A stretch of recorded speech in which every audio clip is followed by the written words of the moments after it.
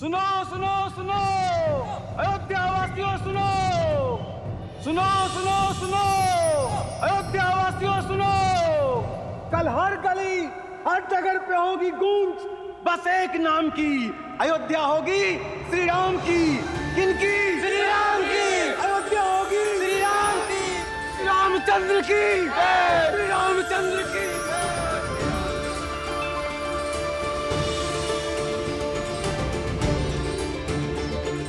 हे महादेव, मैंने तो आपसे वर मांगा था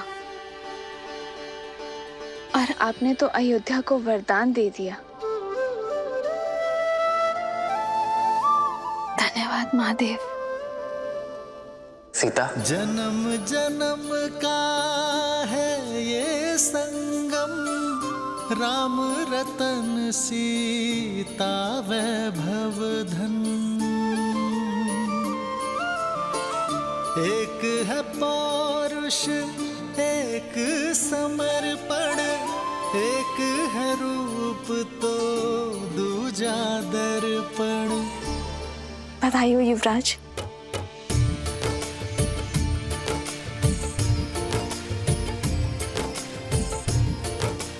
सीता, पिताश्री ने आज सभा में मुझे बुलाया और अचानक ये घोषणा कर दी। मैं तुम्हें बताने आ ही रहा था। एक स्त्री का सम्मान सदा उसके पति के मान से जुड़ा होता है और आज प्रजा के हृदय में आपके लिए मान देखकर मेरा भी सम्मान बढ़ गया। राम है लोचन सीता दृष्टि, राम है बादल सीता वृष्टि।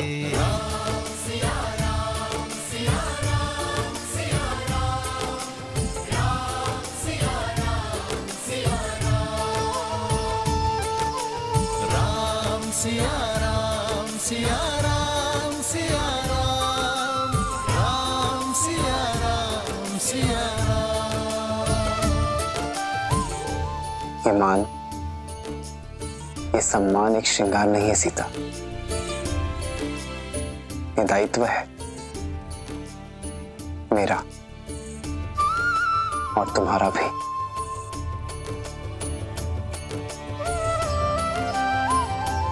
और ये दायित्व हमें पूर्ण निष्ठा से निभाना होगा। सम्मान को दायित्व समझकर धारण करने का गुण, किसी के शब्दों के पीछे छिपे भाव को समझने की कला ही तो आपको करुणामयी बनाती है श्री राम।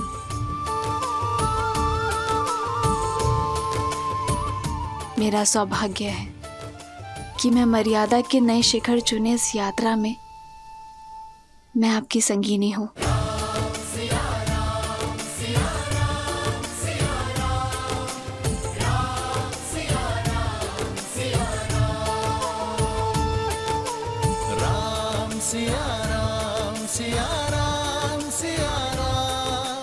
वो संगिनी जो इस राम को पूर्ण करती है।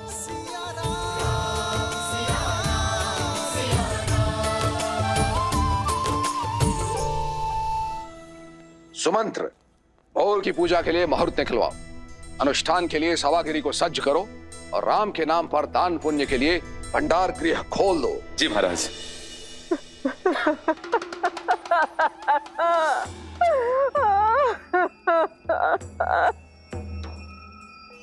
मंत्रा,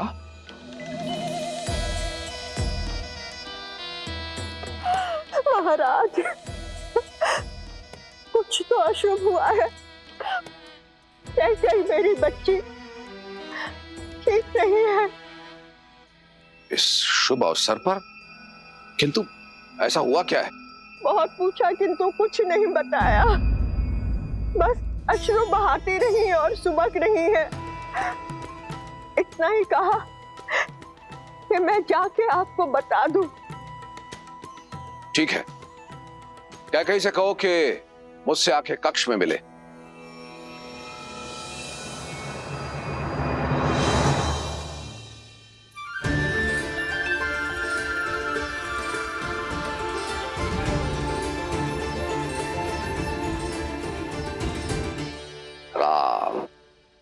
अति सुंदर। महाराज, मैंने भी उसे यही कहा था कि आपसे जाके मिले, किंतु वो कोप भवन में चली गई। कोप भवन?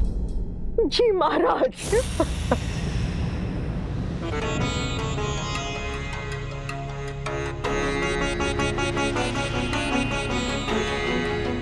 बहुत चेष्टा की महाराज, परंतु कुछ बोल नहीं रही है, केवल आपसे ही बात करेंगी।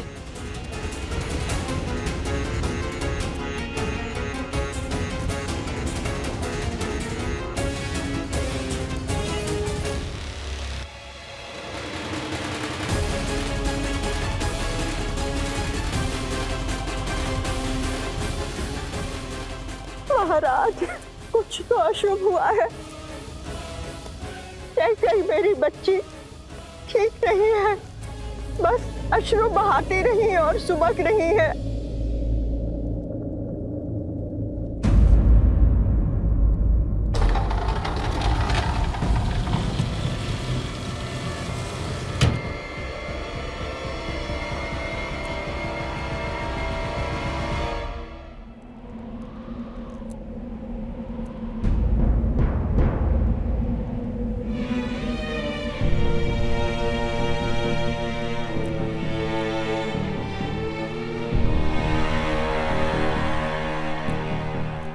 कैकई,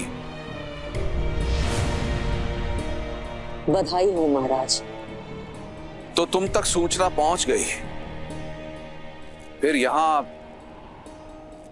इस तरह कोप भवन में क्यों हो? कोई रानी कोप भवन में क्यों जाती है जब वो अपने महाराज से रुष्ट हो और एकांत में उनसे अपना द्वंद्व सुलझाना चाहती हो? समस्या क्या है कैकई? भरत।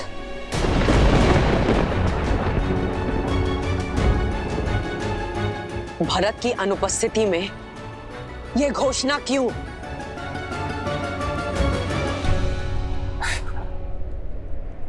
जानती हो, जब ये सूचना राम तक पहुंची तो वो भी भरत के यहां होने की बात कर रहा था। हमारा राम भी ना बिल्कुल अपनी माँ की भांति सोचता। मैं भरत की बात कर रही हूँ, मैं भरत की बात कर रही हूँ, मैं भरत की बात कर रही हूँ। राम के गुणगान नहीं सुनने मुझे, राम के गुणगान नहीं सुनने मुझे, गुणगान नहीं सुनने मुझे, गुणगान नहीं सुनने मुझे। तुम्हें हो क्या गया है कैकई? तुम्हें ऐसा क्यों लगता है कि मैं जानबूझकर भरत के जाने के उपरांत राम को युवराज घोषित कर रहा हूं?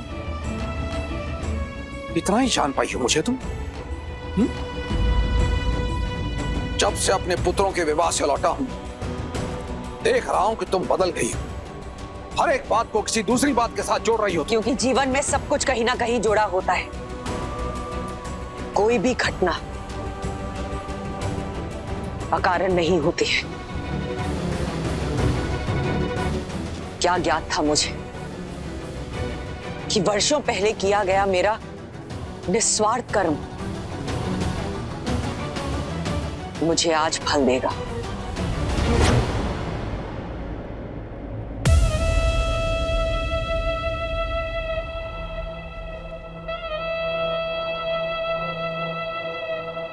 सम्रासुर का युद्ध स्मरण है आपको महाराज? अपने प्राणों की रक्षा करने के लिए एक नहीं 2 वर दिए थे आपने मुझे, 2 वर दिए थे आपने मुझे, 2 वर दिए थे आपने मुझे।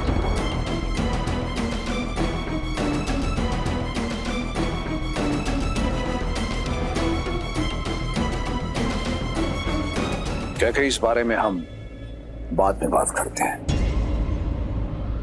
पहले तुम रानी के रूप में सच होकर आओ।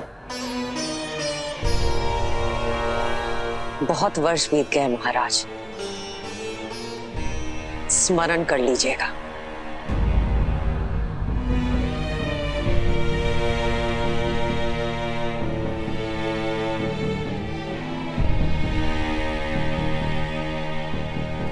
स्मरण आया महाराज?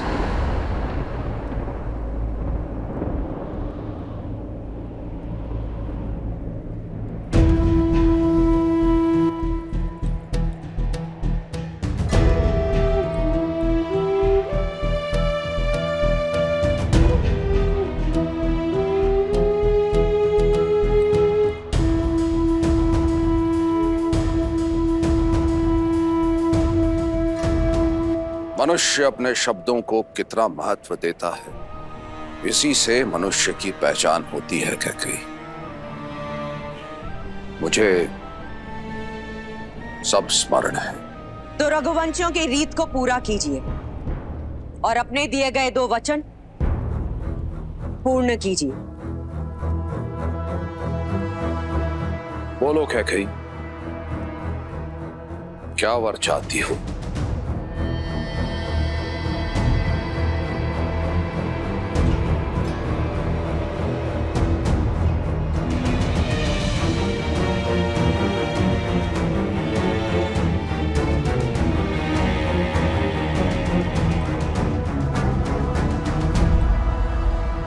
पहला वर, पहला वर, पहला वर। अयोध्या के सिंहासन पर अब राम नहीं, भरत बैठेगा, भरत बैठेगा। अयोध्या का राजा अब राम नहीं, मेरा पुत्र भरत बनेगा, पुत्र भरत बनेगा।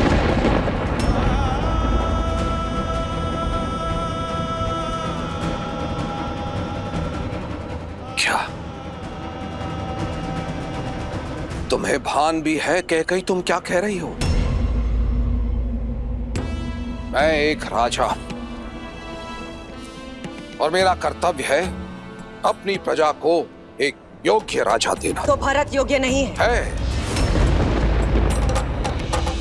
किंतु वो राम नहीं है।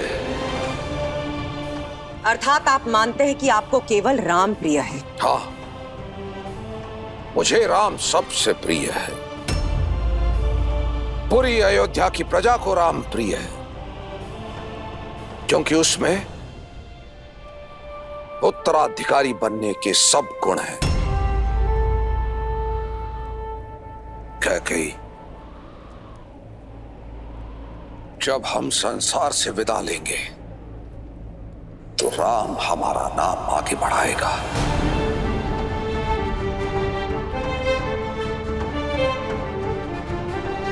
वो अयोध्या को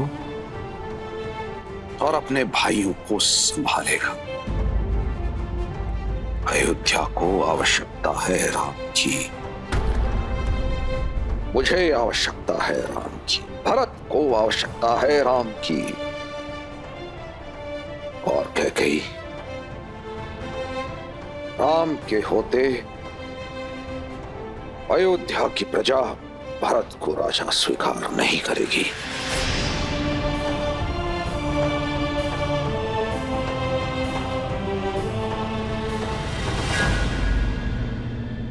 दूसरा वर तो सुन लीजिए महाराज, दूसरा वर तो सुन लीजिए महाराज, दूसरा वर तो सुन लीजिए महाराज। दूसरे वर में वनवास, वनवास।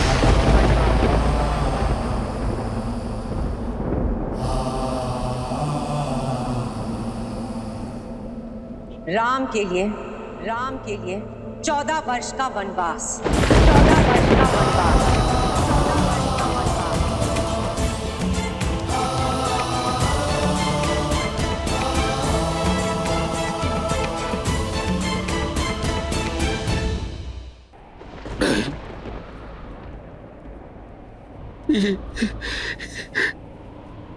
ये क्या कह दिया तुम कैकेयी? तुम इतनी निर्दयी और निष्ठुर नहीं हो सकती कैकेयी। वो राम जिसके प्राण तुम में बसते हैं, जो तुम्हें पूछता है,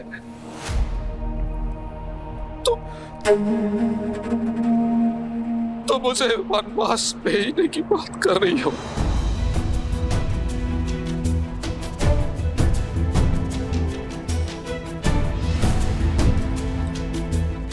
कैकेयी, मेरे प्राण ले लो कैकेयी, किंतु मेरे राम पर दया करो। एक माँ के नाम को कलंकित मत करो कैकेयी। ये माँ अपना मन बना चुकी है। अब देखना ये है कि एक पिता अपने पुत्र प्रेम में अपने दिए गए वचनों का तिरस्कार करता है या अपने प्राण देकर भी अपने वचनों की पूर्ति करता है। नहीं कैकेयी, तुम ऐसी नहीं हो कैकेयी, तुम ऐसी बिल्कुल नहीं हो। तुम पर किसी ने वशीकरण किया। तुम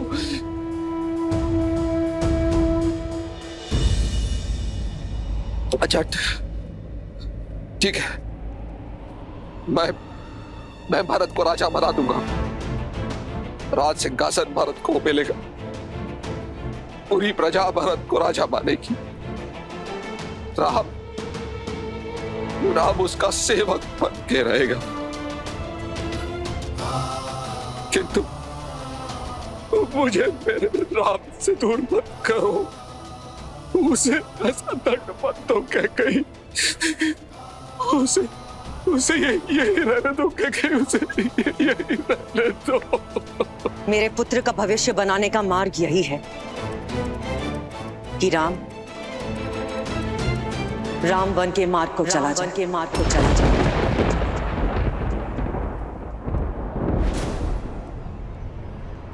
अब बोलिए महाराज, एक रघुवंशी अपने वचन का मान रखेगा या एक पिता राजा हरिश्चंद्र का सत्य, भागीरथ की दृढ़ता और रघु के संकल्प की हत्या करेगा।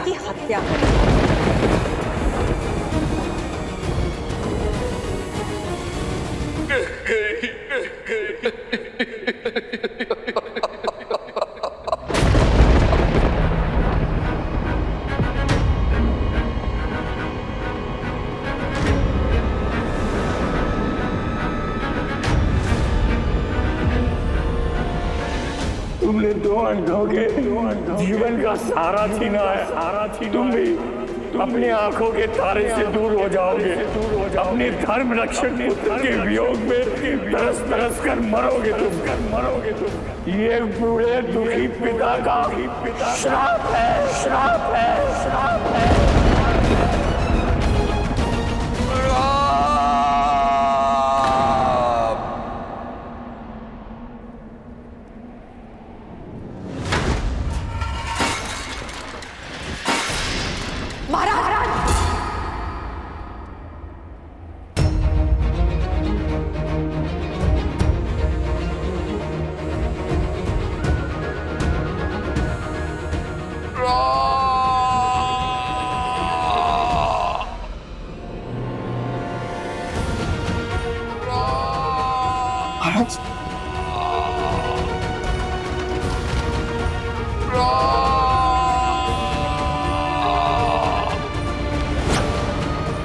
महाराज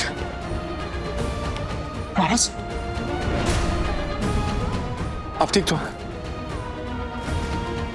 मैं अभी वैद्य जी को लिखा लेता हूं।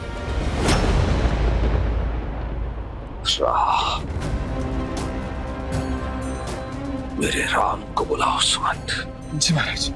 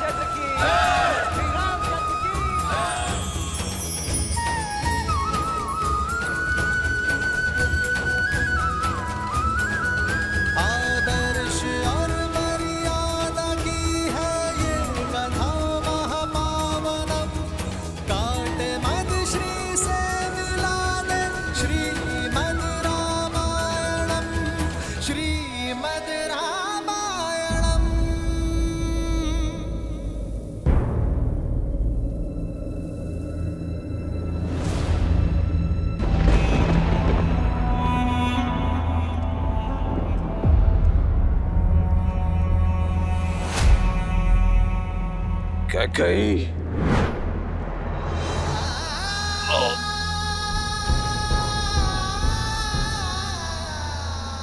कैकेयी,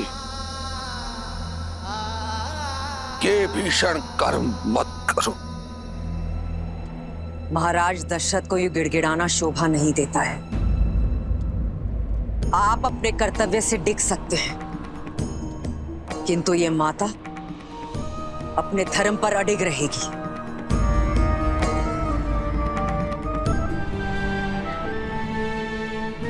कभी नहीं सोचा था मेरा अपना कवच एक विशाला बाण बनकर मेरी ही छाती को फेंक देगा।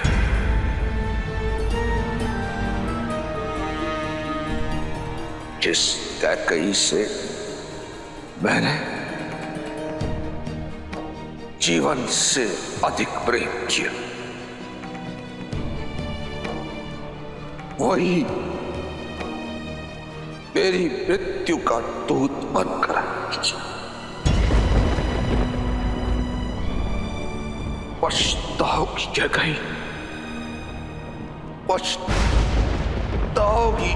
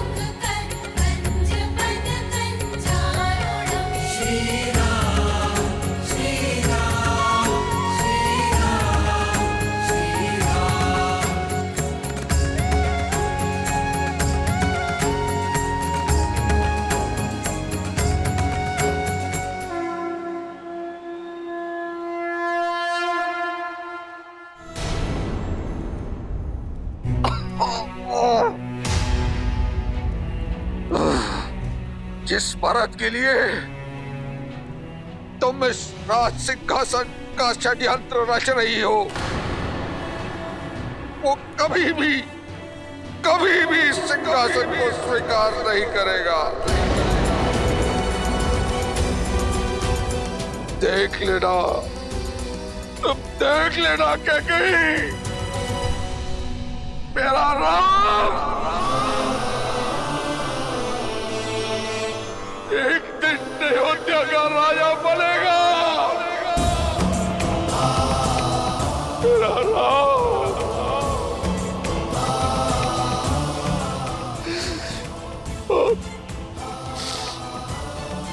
और इसके तीनों भाई मेरे तीनों पुत्र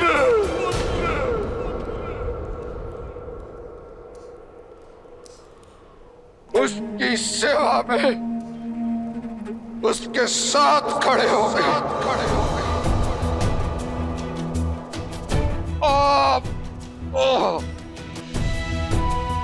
मर्यादा और न्याय का मुकुट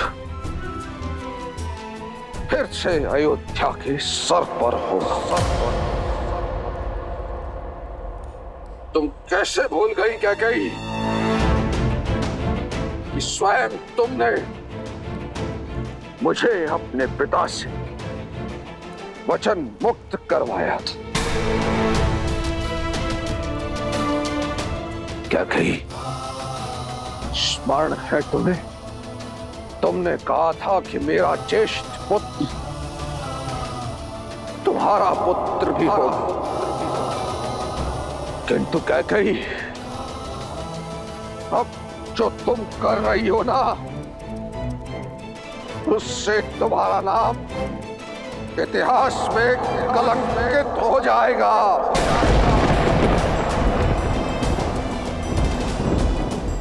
अयोध्या के लिए तुमने जो वर्षों का तप और त्याग किया है कैकेयी, लालच की अग्नि में तुमने उसे एक क्षण में भस्म कर दिया। कैकेयी, देख लेना, तुम्हारी आत्मा को अनंत काल तक मुक्ति नहीं मिलेगी, नहीं मिलेगी मुक्ति।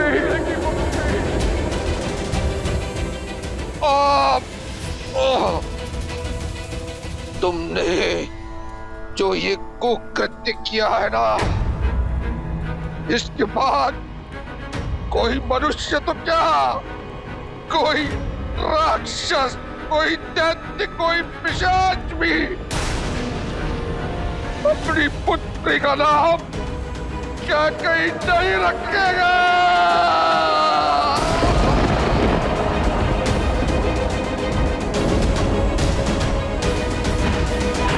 महाराज, तो राम मुझसे निकट आने का प्रयास भी मत कर रहा। अब तो ईश्वर से एक ही प्रार्थना है, कभी भी तुम्हारा मुख ना देखूं और ना ही तुम्हारा स्वर सुनना पड़े।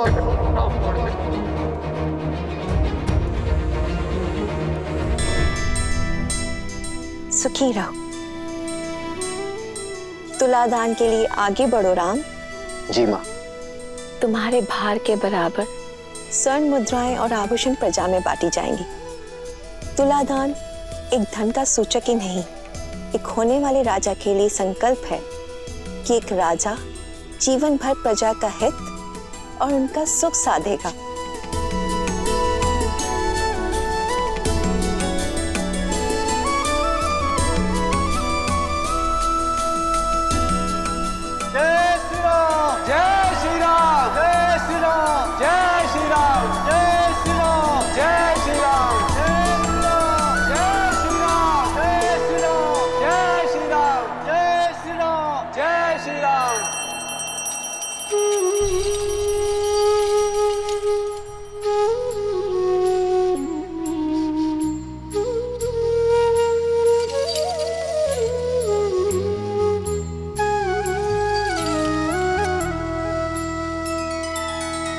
श्री रामचंद्र कृपालु भजु मन हरण भव भय दारुणम।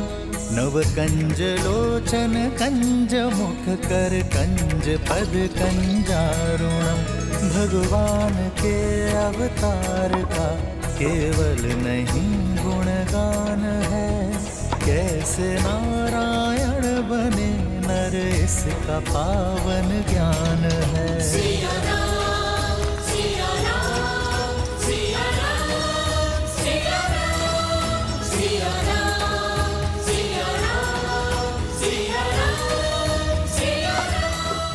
और मुद्रा डालो और स्वर्ण डालो।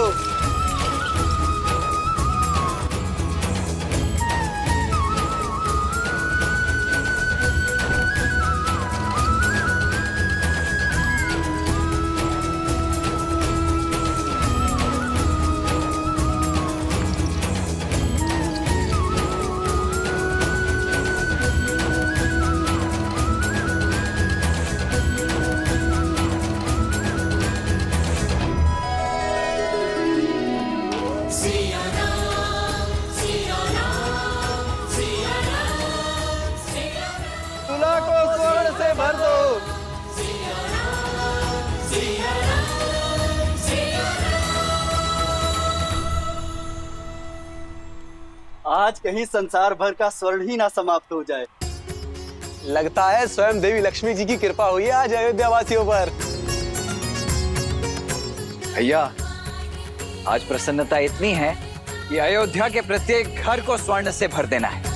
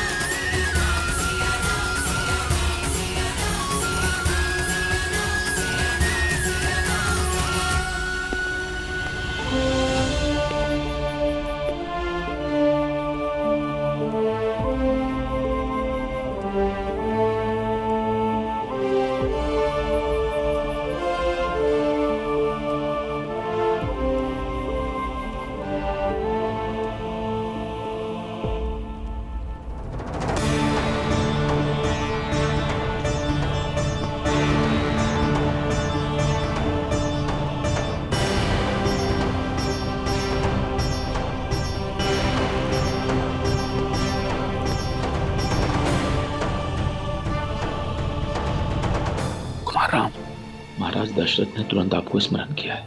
वो गोभवन में महारानी कैकेयी के साथ।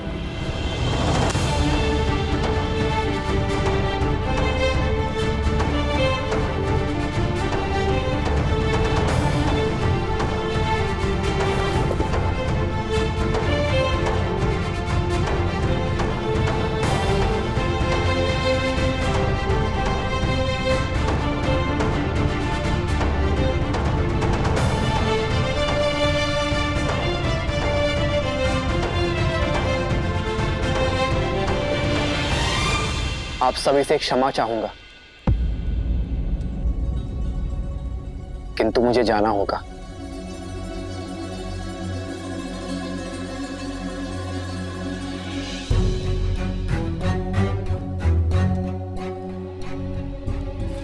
लक्ष्मण,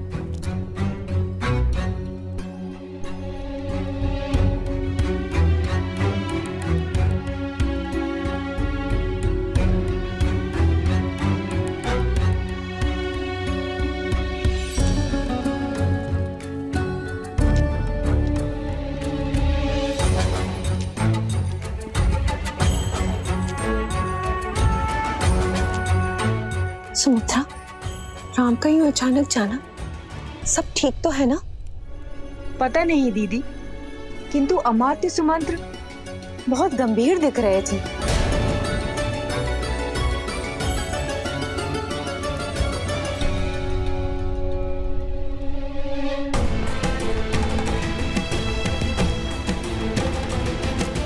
पिताश्री कब से गोभवन में माता कैकेयी के साथ है?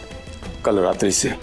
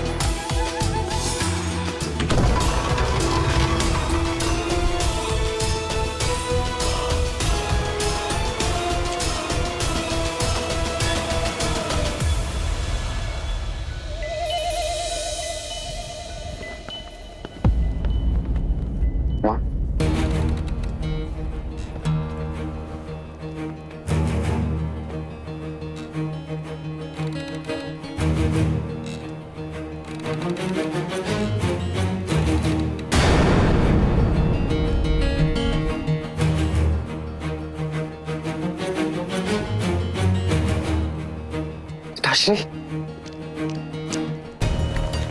पिताश्री, पिताश्री,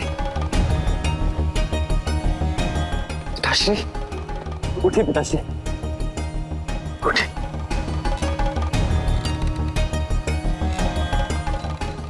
विश्राम करिए पिताश्री।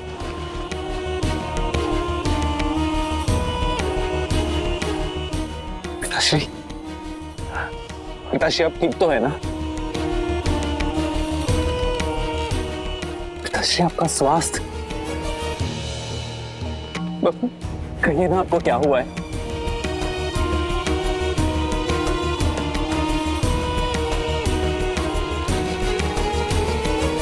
माँ, आप थी ना पिताश्री के साथ, तो कहिए ना क्या हुआ है इनको?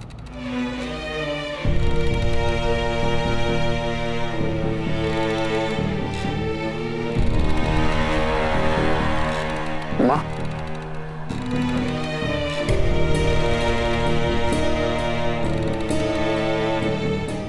पिताश्री,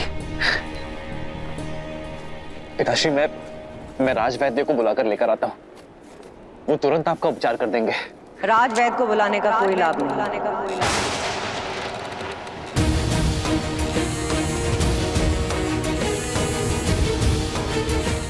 इनकी पीड़ा तन की नहीं,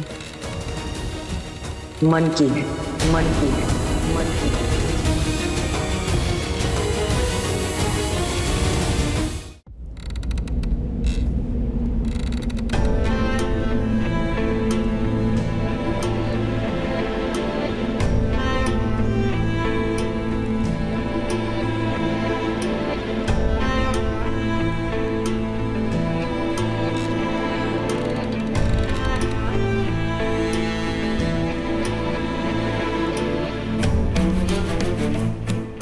उपचार तो मन की पीड़ा का भी होता है माँ। आप मुझे बताइए, कौन सी बात है जो पिताश्री के मन को व्यथित कर रही है? क्या आप दोनों के बीच कुछ मतभेद हुआ है? मैं बात करूंगा पिताश्री से माँ। आपस में बैठकर बात करेंगे तो मतभेद दूर हो जाएगा। मतभेद हल हो सकते हैं, मनभेद नहीं। और वैसे भी इस समस्या का कारण ना तुम्हारे पिताश्री हैं और ना मैं। तो फिर कौन है माँ? तुम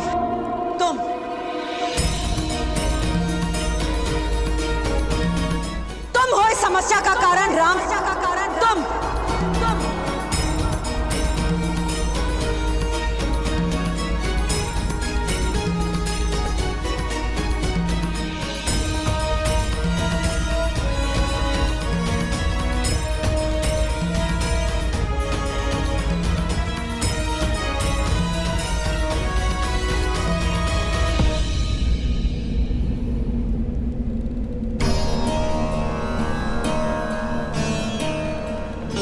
ऐसा क्या अपराध कर दिया मैंने माँ कि मैं अपने ही पिताश्री के लिए समस्या बन गया? यदि समस्या का कारण मैं हूं,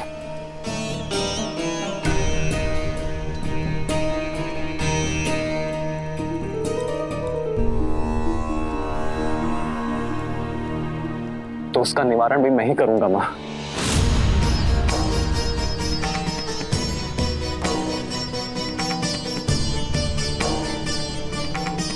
समस्या का कारण तुम अवश्य हो,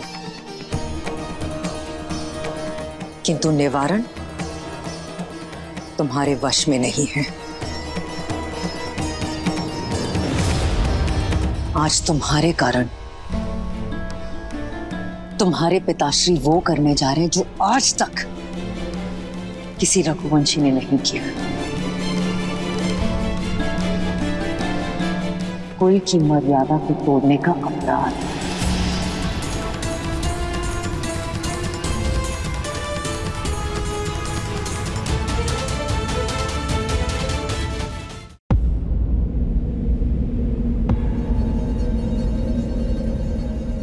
माँ, आप मुझे दोषी मानती हैं, ये स्वीकार है मुझे। किंतु महाराज दशरथ सदा निष्कलंक थे और सदा रहेंगे। वो जीवन भर धर्म की रक्षा, रघुवंश की मर्यादा के मार्ग पर चले हैं मां। सृष्टिहीन मनुष्य मार्ग भटक जाता है और तुम्हारे प्रिय पिताश्री पुत्र मोह में, तुम्हारे मोह में मार्ग भटक चुके हैं, दृष्टिहीन हो चुके हैं और अधर्म के रास्ते पर चल चुके हैं।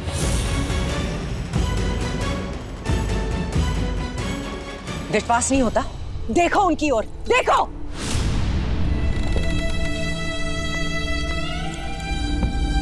मर्यादा भंग करने के शूल ने इनके शव बांध दिए, किंतु इनका मुख साक्षी है कि रघुकुल की मर्यादा का पालन नहीं कर पाए और अपने दिए गए वचन से पलट गए हैं ये। पूछो इनसे, पूछो अपने पिताश्री से,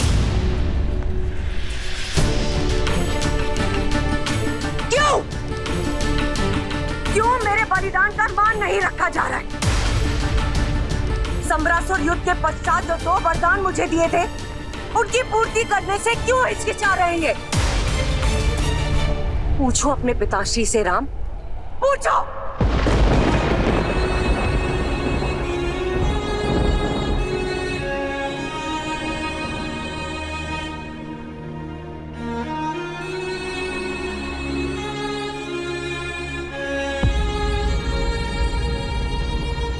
संतान होती ही इसलिए मां कि पुरखों की मर्यादा सनातन रहे। वो पुत्र ही क्या जो अपने माता और पिता के वचन को पूर्ण ना कर सके।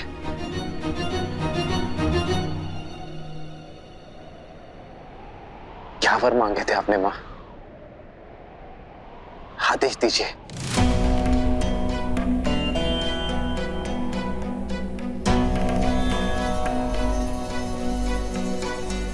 जो पिता नहीं कर पाए वो पुत्र क्या करेगा? फिर भी अगर तुम सुनना ही चाहते हो तो सुन। मेरा पहला वर, अयोध्या के सिंहासन पर अब तुम नहीं, मेरा पुत्र भरत बैठेगा।